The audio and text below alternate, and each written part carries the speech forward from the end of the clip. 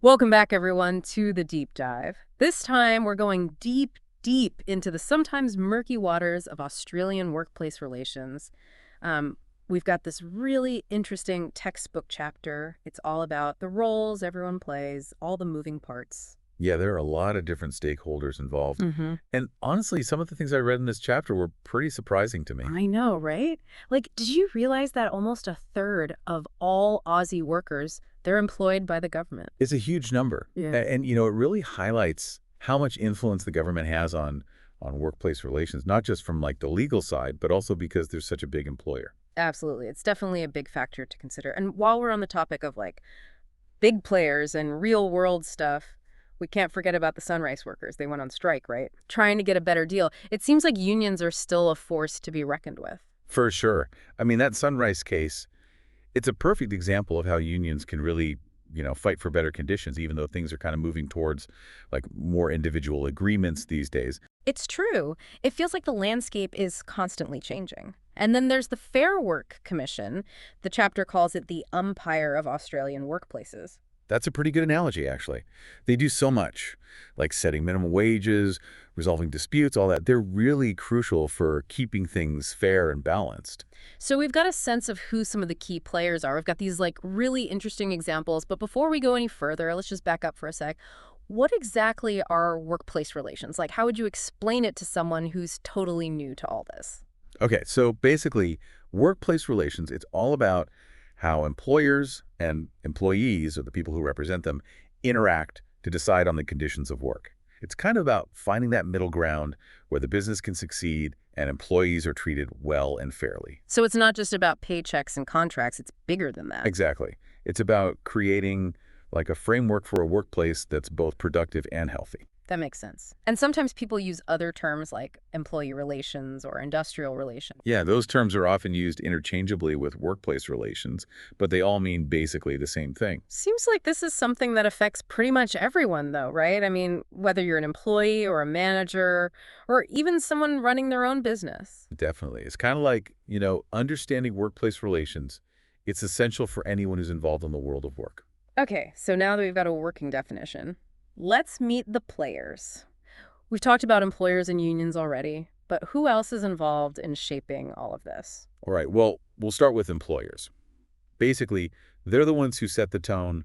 They set the conditions in the workplace. They're trying to run their business effectively.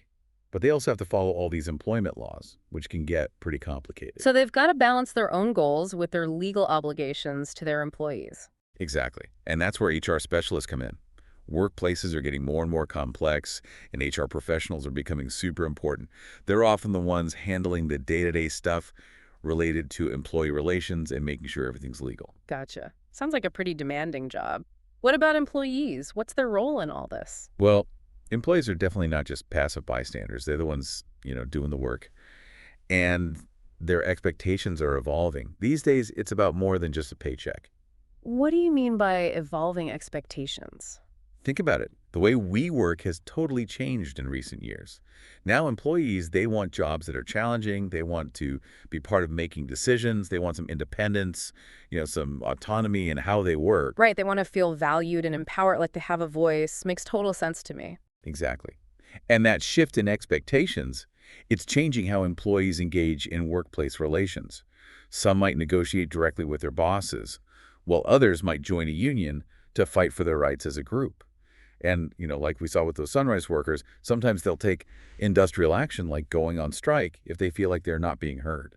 So it's not just about accepting whatever conditions are handed to them. They're actively shaping their workplace. Absolutely. And that sunrise case, it highlights something really important. See, Australia used to have a much more centralized industrial relations system. Unions were really powerful, and working conditions were often decided at like an industry-wide level. So things were more standardized. Exactly. But over the last few decades, things have shifted. We've moved towards a more decentralized system. Decentralized meaning? Well, that means individual businesses have more power now to negotiate agreements directly with their employees.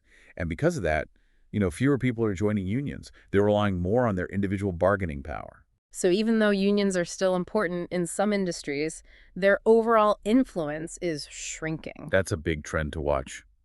It raises questions about how workers will be able to band together in the future. With fewer people in unions, it might be tougher to negotiate good wages and conditions, and that could lead to more inequality between employers and employees. Those are some pretty big implications. Now, we've talked about employers and employees, but what about those HR managers we mentioned earlier? What do they actually do in this whole system? HR managers are right in the thick of it. They're the ones who negotiate agreements and train managers on how to implement them. They have to make sure everything runs smoothly and resolve any conflicts that come up. It's a lot to handle. It sounds like they have to be master jugglers, balancing the needs of the company and the well-being of the employees. You said it. They need some serious communication and negotiation skills to be successful in that role. We talked about unions representing employees, but are there organizations that do the same for employers? Yeah, absolutely. They're called employer associations, and groups like the Australian Chamber of Commerce and Industry, they're a big one. Basically, they support and represent employers, providing advice, resources, you name it. They're especially helpful when it comes to negotiating agreements and staying up to date with all the changes in workplace laws. So it's kind of like the employer's version of a union. You could say that. They play a vital role in helping employers navigate the complex world of workplace relations, keeping them informed and prepared. Okay, so we've got employers, employees, HR managers, unions, employer associations. Where do peak bodies fit into all of this? Right, peak bodies, they kind of operate on a higher level. Think of them as like umbrella organizations. So for unions, you have groups like the Australian Council of Trade Unions, that's the ACTU. They help shape union policies at the national level and represent the union movement when dealing with the government. Then on the employer side, you have groups like the Australian Chamber of Commerce and Industry, the ACCI. They're a peak body for all the employer associations. Gotcha. So they're the big influencers. They're the ones shaping policy and advocating for their respective sides on a national level. Exactly. They have a lot of sway when it comes to influencing the overall direction of workplace relations in Australia. And of course, we can't forget the government. I mean, we already talked about how they're a major employer, but what other roles do they play? The government has their fingers in a lot of pies, that's for sure. First off, they're legislators, meaning they set the ground rules. Think of things like the Fair Work Act. That's a big one from 2009. They're also administrators, putting out information and guidance on workplace policies for both employers and employees. And then there's their role as economic managers. They're really concerned with how wage costs and other factors can affect the entire economy. So they're thinking about the workers, but they're also thinking about the big picture. Right. And let's not forget, they represent Australia internationally when it comes to labor standards and how workplaces operate. A lot of responsibility there. Can you give us an example of how government decisions can have a real impact on how things work in the workplace? Definitely. So back in 2022, the Fair Work Commission, we'll talk more about them in a bit, decided to raise the minimum wage by 5.2%. That sparked a lot of debate. Employer groups said it was too much, that it would hurt job growth. But unions said it was necessary to make sure people could actually afford to live. That's a great example. Yeah. You can see how government policy can have these ripple effects throughout the whole system. Absolutely. And, it really shows the tension that exists between the government as an economic manager and their responsibility to make sure workers are being treated fairly. So it's a constant balancing act for them. Okay, so we've got employers, employees, unions, employer associations, peak bodies, the government, all these groups interacting and influencing each other. It's kind of a lot to take in. It can be a bit overwhelming, but it's really important to understand how it all works. Definitely.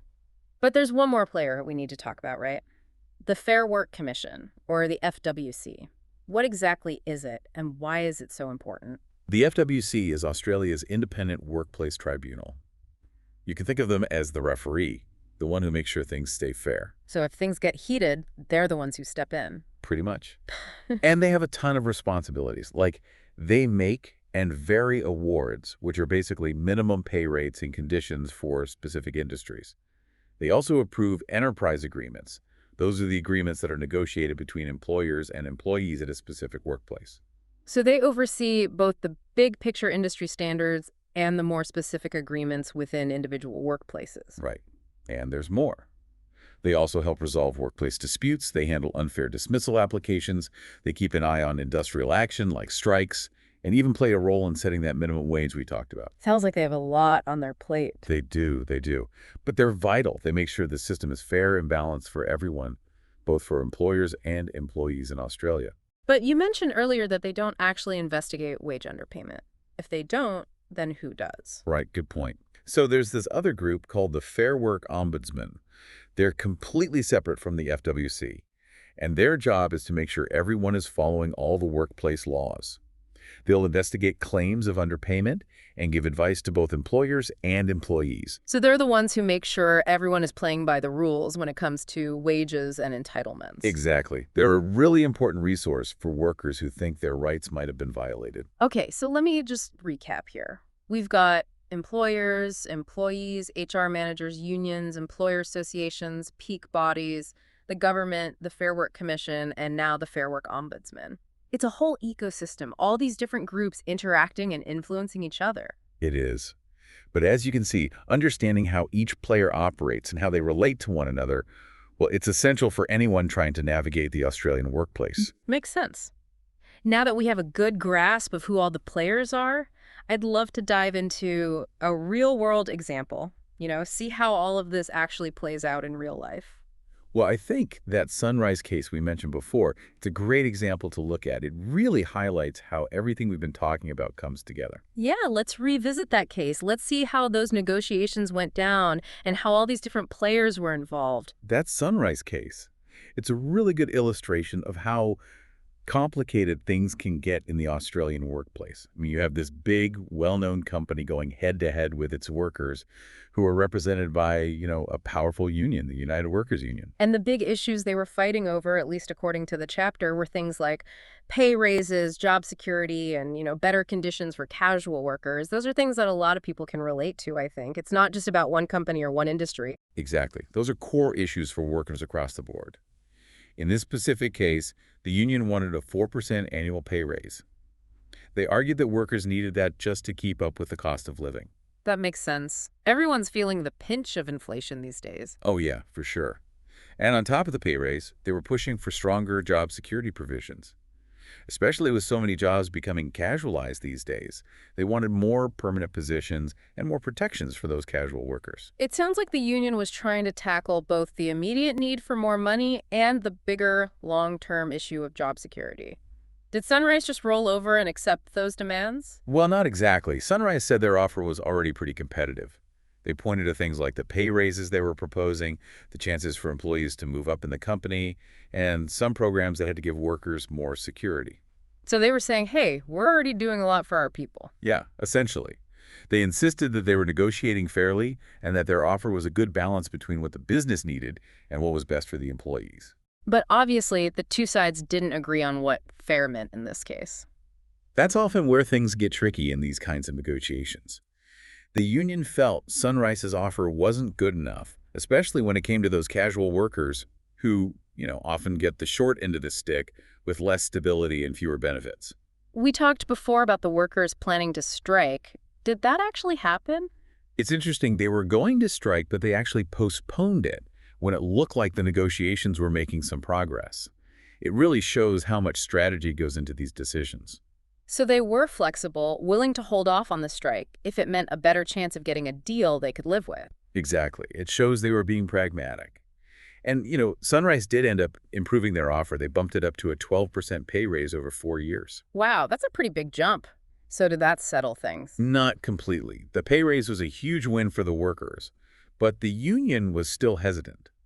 They were worried the whole agreement wouldn't pass what's called the Better Off Overall test that the Fair Work Commission uses. We mentioned that term earlier, but I think we need to break it down a bit. What exactly is this Better Off Overall test, and why is it so important? It's a big deal, actually. It's one of the main parts of the Fair Work Act, and its purpose is to make sure that any agreement that's made doesn't leave employees in a worse position than they would be under the award for their industry. So it's like a safety net, making sure workers aren't being tricked by agreements that sound good but actually take away some of their rights or benefits. That's exactly right. The FWC really scrutinizes these agreements. They look at everything, not just the pay raise. They'll consider overtime rates, penalty rates, leave entitlements, how shifts are scheduled, all sorts of things. It's a very thorough process. Yeah. So in the Sunrise case, the union was concerned that even with the pay raise, other parts of the agreement might cancel out those gains. Yeah, that was their argument. They said things like changes to rostering flexibility or overtime rules could actually make the agreement a bad deal for workers, even with the higher pay. It sounds like a tough thing to figure out. It can be. And that's why the FWC is so important. They have the knowledge and experience to really understand these agreements and decide if they actually meet that better off overall test. So what did Sunrise say about all of this? Did they think their agreement would pass the test? They were pretty adamant, yeah. They said their offer was fair and that it definitely met the requirements of the law. They were confident the FWC would approve it. So both sides thought they were right. Did this case actually go to the Fair Work Commission for a decision? That's a great question. Unfortunately, the chapter we're looking at doesn't say what the final outcome was. But, even without knowing the ending, the Sunrise case is still really helpful. It shows us just how complex and nuanced workplace relations can be in Australia. I'm curious, how does the Better Off overall test work for different types of workers? Like, is it different for casual workers compared to permanent employees? That's a really good question. The FWC understands that not all workers are the same, and they look at things differently depending on the type of employment. For casual workers, they might pay extra attention to things like how often they get offered hours, whether those hours are predictable, whether they're getting casual loading, and if they can access leave. They want to make sure that the agreement doesn't weaken any of the protections that casual workers already have under the award. So it's not a one-size-fits-all approach. The FWC really has to tailor its assessment to the specific situation and consider the needs of different groups of workers. That's right. It's all about making sure that the agreement benefits everyone it covers. This whole Sunrise case has been really interesting. It's amazing how one dispute can bring up so many different aspects of the Australian workplace relations system. It does. It really highlights how all those different groups we talked about, the unions, the employer associations, the FWC, they all come together in these real-world situations. And it shows how the power dynamics are always in flux, especially with this trend toward more decentralized bargaining and the decline in union membership. Speaking of those bigger trends, I think it's worth going back to the government's role for a moment. We talk about how they're a big employer and how their policies can have an impact, but I want to dig a little deeper into that idea of them being economic managers. Yeah, let's unpack that a bit more. It seems like there's potential for some conflict there, right? I mean, the government wants to keep wages down to control inflation, but they're also supposed to be looking out for the well-being of workers. You've hit the nail on the head. It's a tough balancing act. They're juggling a lot of different priorities. On one hand, they want businesses to do well and create jobs. On the other hand, they need to make sure workers are getting paid fairly and have decent working conditions. So it's a tricky situation. How do they manage that tension in the real world? It's a tough job, right? Yeah. Trying to keep the economy humming, making sure businesses are doing well, and also making sure that workers aren't getting left behind. Yeah. It definitely is. There's no magic formula. The government has all these different tools they can use, like setting minimum wages, regulating working hours and leave, and investing in programs that help people get the skills they need for jobs. Lots of different things they can try. But isn't there sometimes like a conflict of interest there? I mean, the government's a big employer, right? Wouldn't they want to keep wages down so they don't have to spend as much? That's a really good point. And it's definitely something that gets debated a lot. There's always that risk that the government's own priorities as an employer could influence their decisions about workplace relations in general. Unions and worker advocacy groups are usually pretty vocal about that, keeping a close eye on things. So it's like a system with like built-in checks and balances. It sounds like transparency is really important, making sure the government is accountable and their actions are actually in the best interest of everyone, not just themselves. Yeah, definitely. It's all about open communication, having those tough conversations, and being willing to listen to different viewpoints. That's how we create a system that's fair and equitable for everyone. It's been a really fascinating deep dive. We started by defining workplace relations, then looked at all the different groups involved, and I feel like we've really gotten a solid grasp on this whole complex system. We have. And I think the main takeaway is that understanding this system, it's so important for anyone working in Australia, whether you're an employee, a manager, a business owner, knowing your rights, knowing what you're responsible for, and knowing what resources are out there to help you. Well, that's how you make good decisions and stand up for yourself. It's about being informed and empowered. It's about taking an active role, not just sitting back and letting things happen to you. Exactly. And it's not just about memorizing a bunch of rules. It's about understanding the bigger picture, the relationships between all the players, the potential for conflict, and how important it is to communicate and negotiate effectively. Like we saw with the Sunrise case, things can get pretty messy when those interests clash. Absolutely. And that's when the Fair Work Commission steps in. Yeah. They play a really important role. They're like a neutral party who can help resolve disputes and make sure everyone's rights are protected. That umpire analogy really is perfect. They're so important for keeping the system fair and balanced. They are. And one thing we have to remember is that the Australian workplace relations system, it's always changing. Think about things like the gig economy, technology, how the way we work is constantly evolving. All of that is creating new challenges and making people question whether this system needs to change. Makes you wonder what the future holds for workplace relations in Australia. What do you think are some of the big trends and challenges we need to watch out for in the coming years? That's a great question. We're going to see a lot of discussion about the role of unions, the balance of power between employers and employees, and whether the system is flexible enough to handle all these new ways of working. Those are some big questions we'll need to figure out as a society. They are, and there are no easy answers. But one thing's for sure, workplace relations will continue to be front and center as we try to navigate the future of work. Well, I think it's time to wrap up our deep dive into Australian workplace relations. It's been a really fascinating journey, and I feel like I've learned a ton. Me too. We've just scratched the surface, but I hope this gives everyone a good starting point for understanding this complex system. Remember, it's always evolving. I feel so much more prepared to navigate the world of work now, and I bet our listeners do too. And if anyone wants to dive deeper, there's tons of information and resources out there. We'll put some links in the show notes for everyone. Great idea. And as always, stay informed, stay engaged, and keep asking those tough questions about how work works. Couldn't have said it better myself. Thanks for joining us on this deep dive, everyone. We'll see you next time.